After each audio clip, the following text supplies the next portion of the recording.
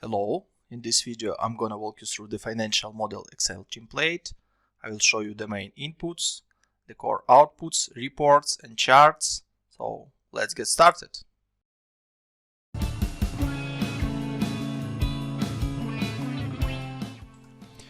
On the dashboard you can set up your core inputs or drivers for the model, review the core charts such as revenue breakdown, profitability, cash flow and cumulative cash flow. And also review the core financials, which is summary of your financials by years. So let's start from the core inputs. On the top left section you have up to 5 product types or groups. So all these yellow cells are changeable. So you can set up product A, product B, or any other name you would like. The next step is to set up the launch date or start of production for each of these product types. You can use drop down and set any months within this 5 years model.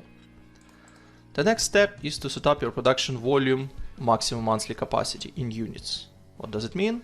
It means that in 2021 for product type 1 you can produce maximum 1000 units per month.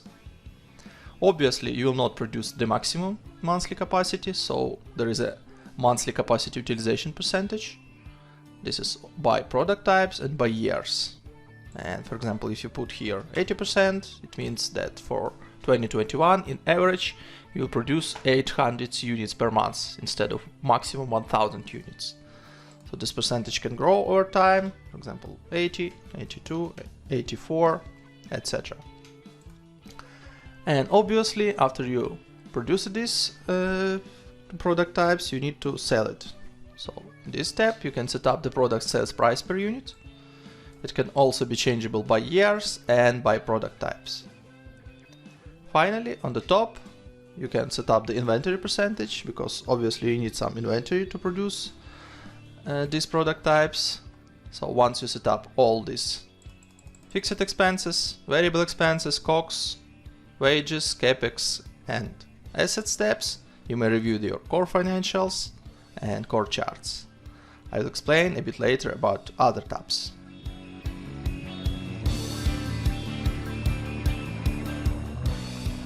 On the Seasonality tab, you can set up your capacity utilization seasonality assumptions across the months. So the dashboard previously set up the average capacity utilization by years, and here you may just adjust it for different months across the year. So minus 10% means that, for example, if you have 50% of average capacity utilization across the year, you will multiply this 50% by 0.9 and you will have 45% of capacity utilization for the February. And vice versa. If you have in July plus 10%, for example, so you will multiply your 50% by 1.1 and you will have 55% of capacity utilization for July. If you don't need any capacity utilization seasonality, you can just put 0 across all the months and it will be flat across all the months of the year.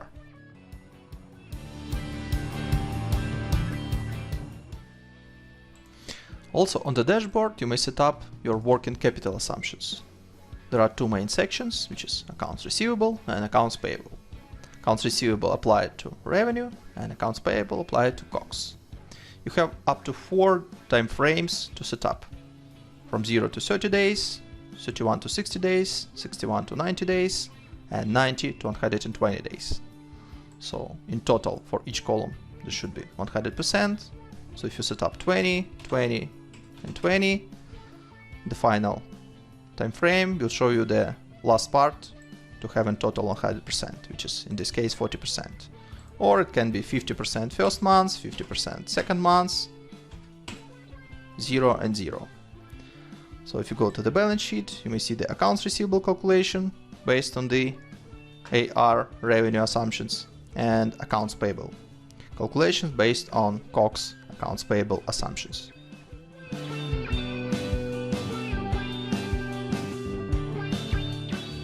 On the income statement tab, you may see your main components of your profit and loss, which is total revenue, total cost of goods sold, gross margin, total variable expenses, total admin salaries and wages, total fixed expenses, EBITDA, depreciation and amortization, EBIT, interest expense, net profit before tax, your corporate tax, and as a result, net profit after tax.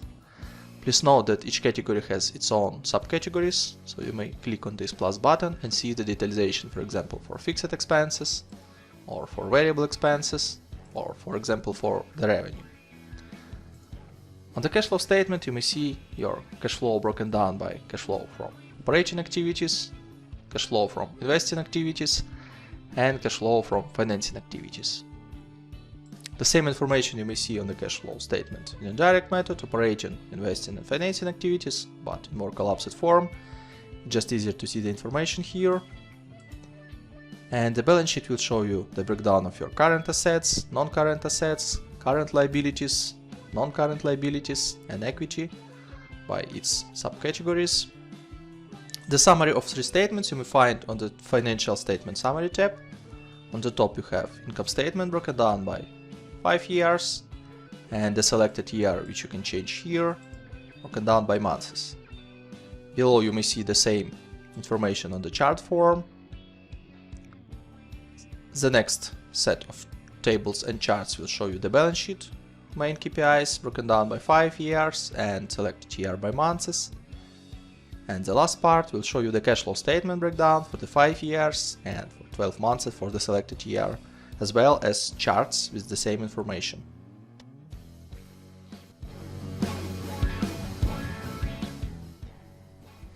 On the Sources and Uses tab, you may see the main sources of cash and main uses of this cash. So on the top you may see the funding structure, which is broken down by debts and equity amounts. And on the charts you may see the actual breakdown. Also you may see the gearing or debt to equity ratio here. The next report will show you the sources of funds broken down by different debts or grants, and equity broken down by funders, Series A, B, and C. Just more detailed view of funding structure on the top. And finally, below we may see the report, which is very detailed view of sources of cash, which is revenue receipts, debts, and equity, and uses broken down by COGS, variable expenses, fixed expenses, salaries, debt repayments, interest repayments, corporate tax paid, capital expenditure, and finally the cash in bank. Also, you may change the amount of months, which is 1 year, 2, 3, 4, and 5 years. So for example, for the year 5, you may take a look on the sources and on the uses. And below on the chart, you may see this report in the graphical form, which is more easier to review.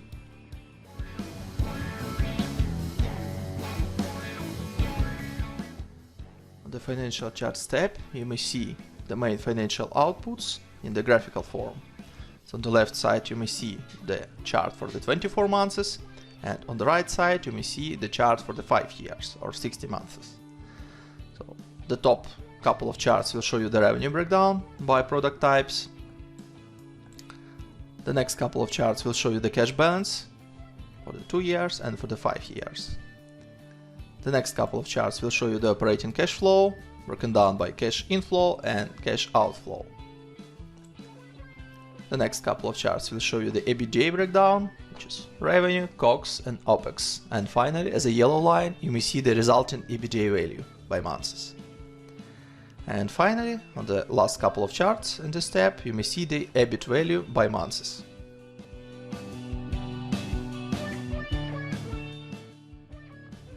On the Operational Charts tab, you may see the main operating outputs of the model, broken down by 2 sets of charts for 24 months from the left side and for the 5 years or 60 months from the right side. At the top you may see the production volume in units for different product types.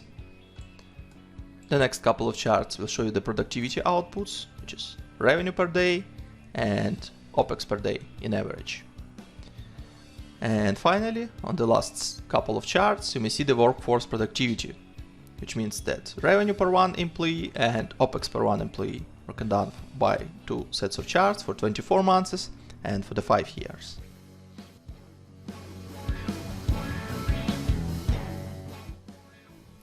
On the Benchmarks KPIs tab, you may compare your financial outputs with your industry benchmarks.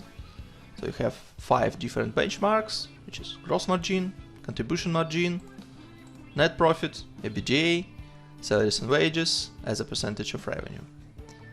So in these cells you may see the values produced by the model after you set up all the drivers, and in these yellow cells you can set up your industry benchmarks. For example, gross margin for your industry, for your particular country is 85%. So below you may see the same information in graphical form.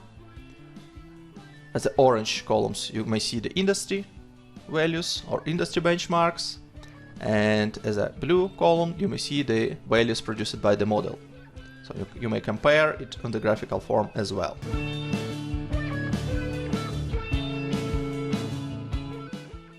On the top revenue tab you may see the absolute values of your revenue breakdown by product types and percentage breakdown. So on the top you can see this in tabular form. You have 5 product types and 5 years, and you can see the absolute values of your revenue. And on the right side you can see the percentage breakdown. Below you can see the same information in graphical form. So on the left side you may see the absolute values and percentage breakdown by years, and on the right side you may see the charts with absolute values. A bit below you may see the revenue depths for the selected year.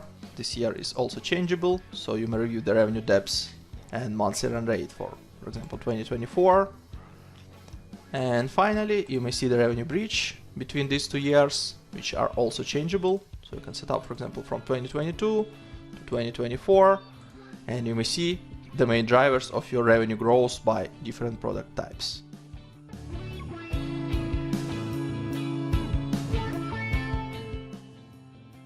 On the top expenses tab, you may find the breakdown of top 4 expenses categories, and all other expenses collapsed into other category. You may see the breakdown of absolute values broken down by years with a total below, and also to the right you may see the percentage breakdown of these expenses.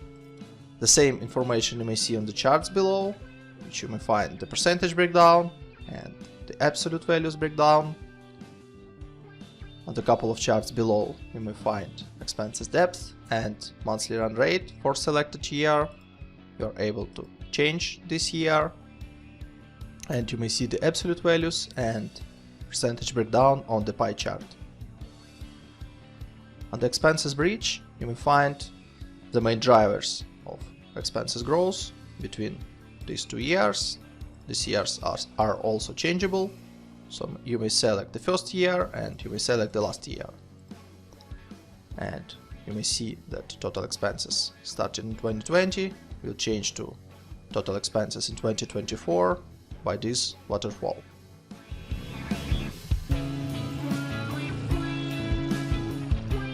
On the break-even tab you may find the calculation of revenue break-even level and break-even chart. For this particular use case you may find that your revenue break-even level is less than actual revenue calculation. This means that company is profitable.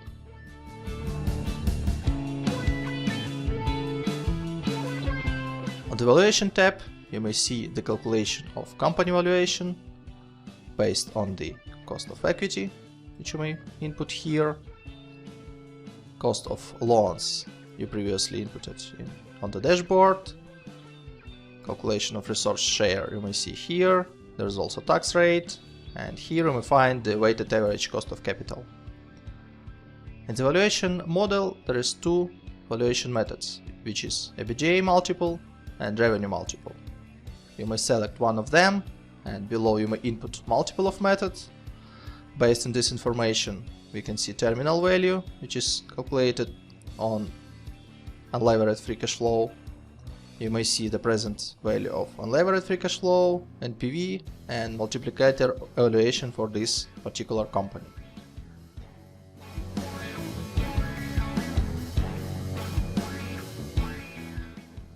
The color coding in the model is very simple. You may change any yellow cell in any yellow sheet within the model. This means that this yellow cell has some input, assumption or driver which impacts the calculation within the model. Blue sheets means that on these sheets there are some charts, reports, and other information which can be useful for reporting purposes.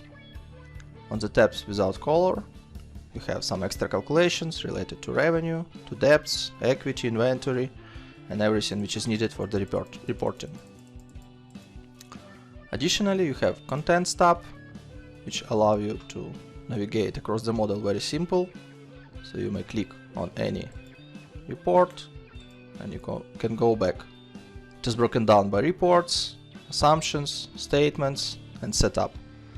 There is short explanation about what each tab does, but if you want to know more, you can go to How To and to see more detailed explanation of what each tab does and what inputs you may find on this sheet and what kind of outputs you may find on this sheet as well. Any header of this section is also clickable, so you may click on, for example, Book Assets, and you go directly to this tab.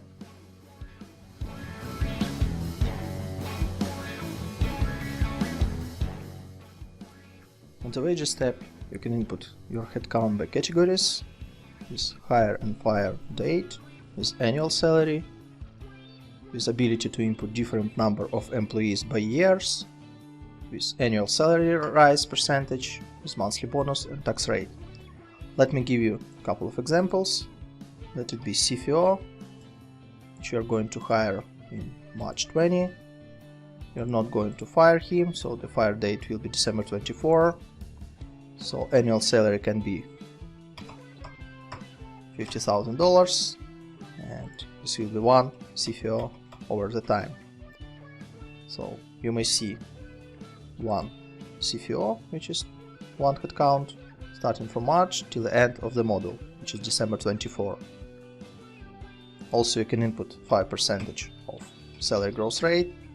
You may see the amounts by years connected to this annual salary and impacted by annual salary rise.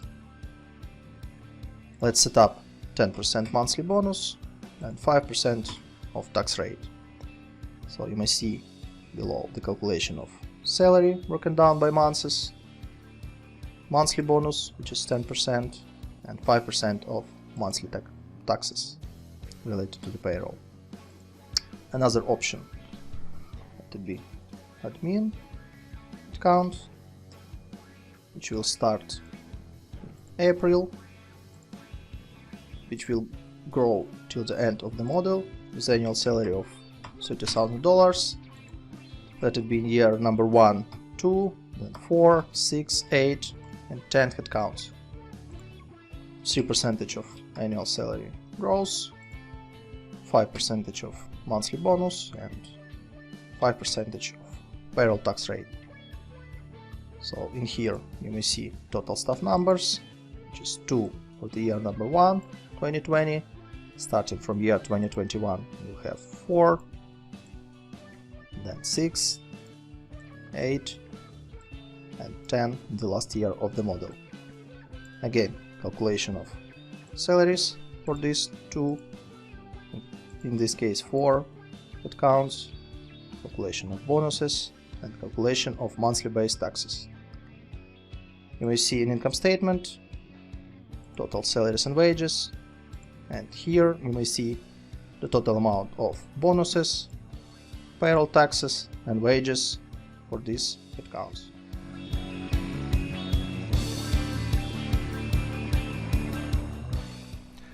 On the COGS tab, you may set up the main components of your cost of goods sold for each of product types. So you have two sections or two approaches. You can set up to 10 line items for COGS as a percentage of revenue, and 10 line items for COGS as a dollars per unit. So you can change the names, for example, packaging, or any other name you would like to use. So you can set up for this line item, for example, 6, 7, 8, 9, 10, and it will be calculated as a percentage of revenue. And other option is to set up as a dollar per unit. So this means that you have 100 of units produced and $10, so you will just multiply count of units produced by dollars per unit. Below you may see the calculation of COGS for each of product types, and finally in income statement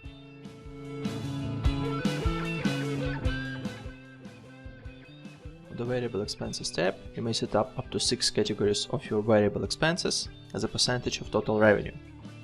So on the left side you may see the names of your variable expenses line items, so you can type in any name if you would like. And on the right side you may see the variable expenses assumptions. So 10% means that for warehouse expenses in 2021 you will pay 10% of your total revenue. So it can grow over the time, for example 12%, 14%, 16%, 18%. Or you can decrease this percentage over the time, 9, 8, 7, 6. Below you may see the calculation of these variable expenses.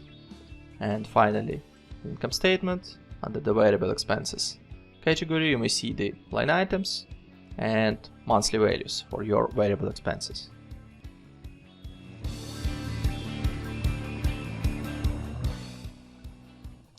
On the fixed expenses tab, you may input up to 15 line items for your fixed expenses. Let me show you how it works. For example, you have utilities. You will start pay starting from March 20 till the end of the model, which is December 24. You may see it here. Let's pretend periodicity will be daily with amount of $50 per day. So you may see these amounts in here. It is calculated based on count of days within this month. So obviously in March 20 you have 31 days. That's why you will have 1550. In April you have 30 days. This means this will be $1500.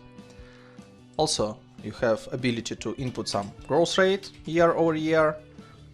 Once you input this growth rate, you will see that your utilities will grow year over year. Let me give you a couple of other expenses types. For example, advertising.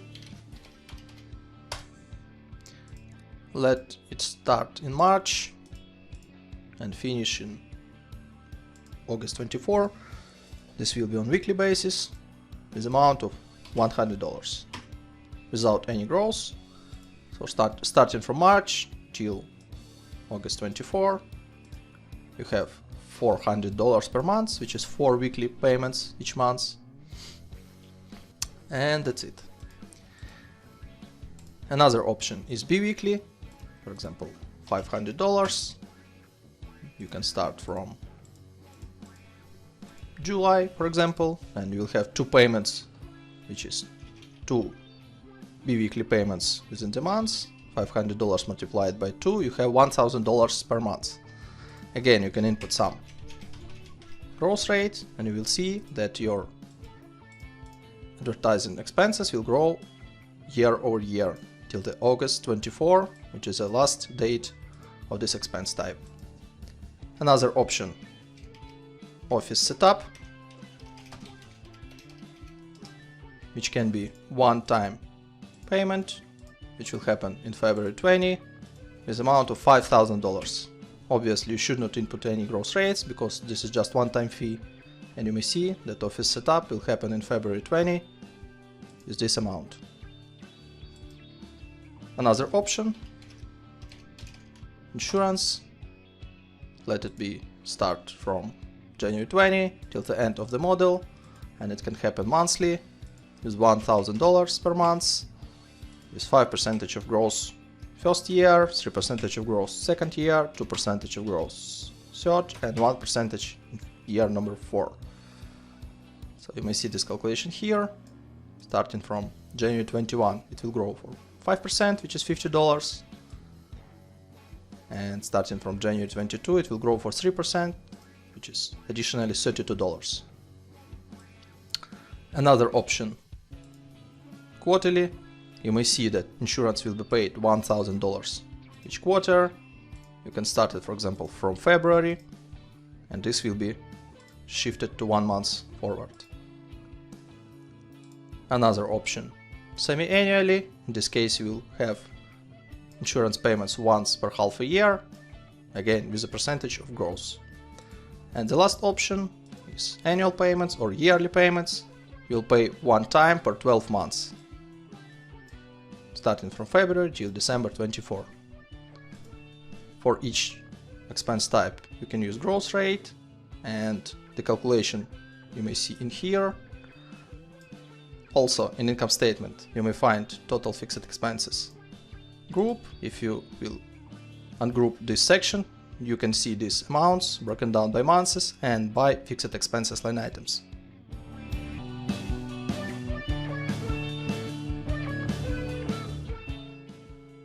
On the Capex tab, you may input up to 20 development expenses categories. Let me give you a couple of examples. So for example, office development with purchase date of February 20 with spending of $10,000. And you also can input payment delay. What does it mean? Let me set up 2 months for example. It means that this amount will be accrued in February because of purchase date is February, but paid development expenses will be in April 20 for this office development. And you will have some balance of Capex accounts payable for 2 months. Let me give you another example. Other development expenses. Let's say March 20, $5,000 with 0 payment delay. This means that this amount is accrued in March and paid in March as well. The total amount of development expenses you may find in Assets tab. By default it has useful time for 5 years for the calculation of depreciation.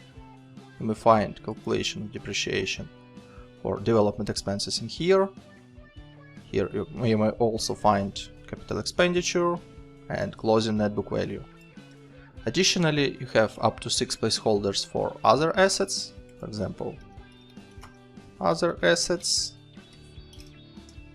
with useful time of 10 years with cost of $25,000 and with launch date in April.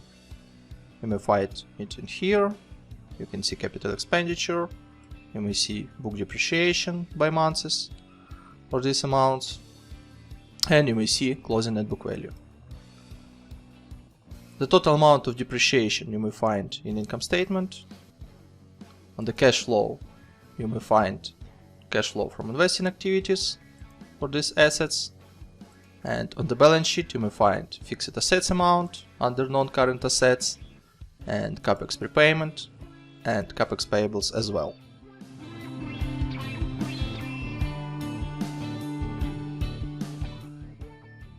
On the capitalization table you can input different founders and investors contributions broken down by different dates of funding with different cost of share for each series, and you can see the dilution of shares after each round and pre-money total equity and post-money total equity.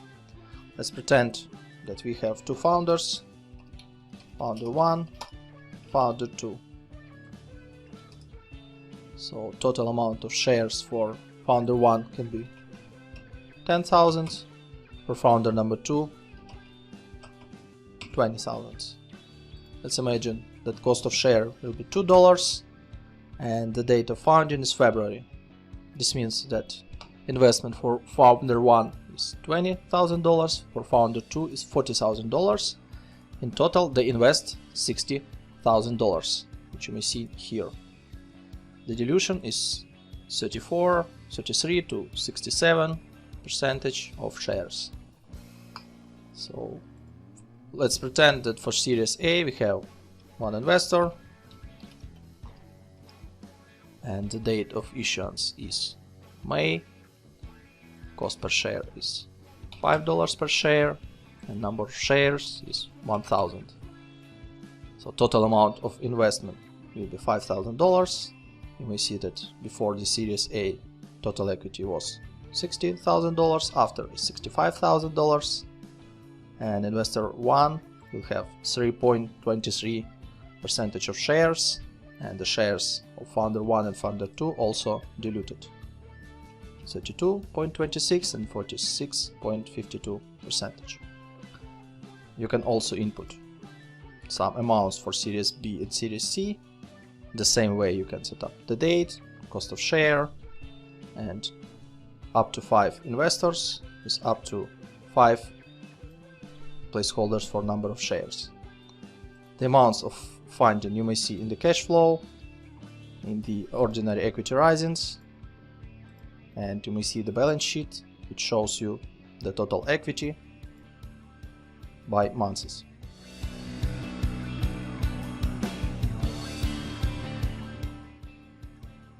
Also, on the top of the dashboard, you have debt assumptions. Let me show you how it works. So for each debt, you are able to select the debt type. There are 2 debt types in the model, which is annuity and usual.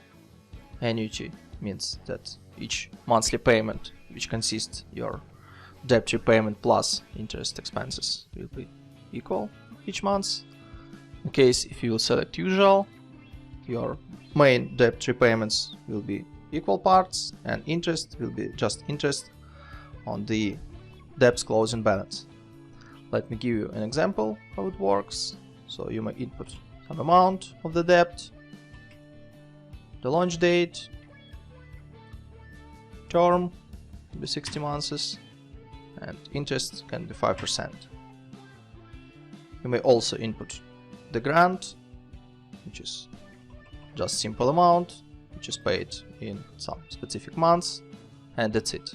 No repayments, no terms in terms of interest. So all the calculations of the debts you may see on the capital tab. Calculations for debt number 1, debt number 2, debt number 3, total debts with grants. These calculations impacts income statement, interest expenses, the cash flow, interest paid, debt drawdowns, debt repayments, and on the balance sheet you have the debt closing balance.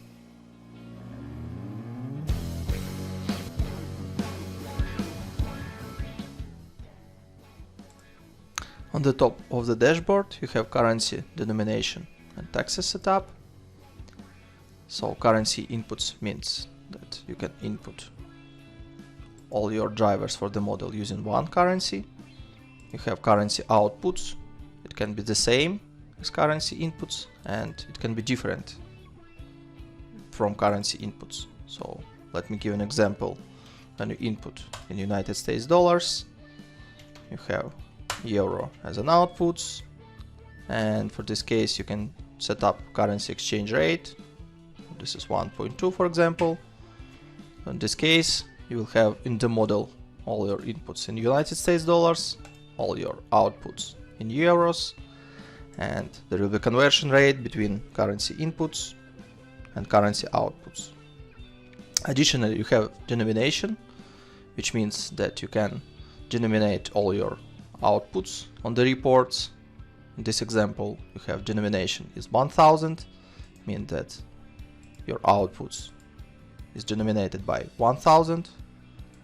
You can select millions. You may see that now it is in $1 million. You can set also billions or without any denomination. Additionally, you have corporate tax setup. You can change this number and this will impact tax expenses in your income statement. I hope you enjoyed my video. Thanks for reviewing this. You can find more on my website finmodelslab.com, and we'll see you later in the next videos.